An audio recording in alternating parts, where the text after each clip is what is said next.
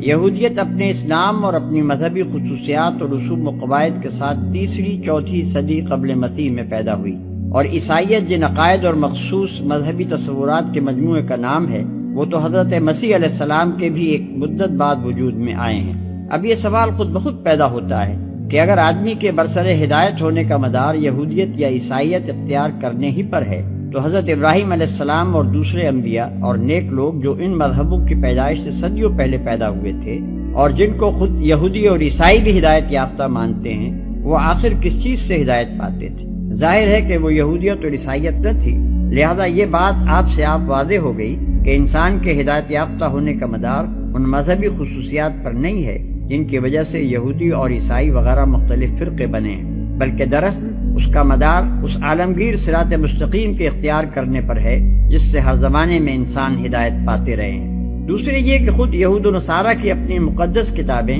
اس بات پر گواہ ہیں کہ حضرت ابراہیم علیہ السلام ایک اللہ کے سوا کسی دوسرے کی پرستش، تقدیس، بندگی اور اطاعت کے قائل نہ تھے، اور ان کا مشن ہی یہ تھا کہ خدائی کی صفات و خصوصیات میں اللہ کے ساتھ کسی اور کو شریک نہ ٹھہرایا جائے۔ لہذا یہ بالکل ظاہر ہے کہ یہودیت اور نصرانیت دونوں اس راہ راست سے منحرف ہو گئی ہیں جس پر حضرت ابراہیم علیہ السلام چلتے تھے، کیونکہ ان دونوں میں شرک کی آمیزش ہو گئی ہے۔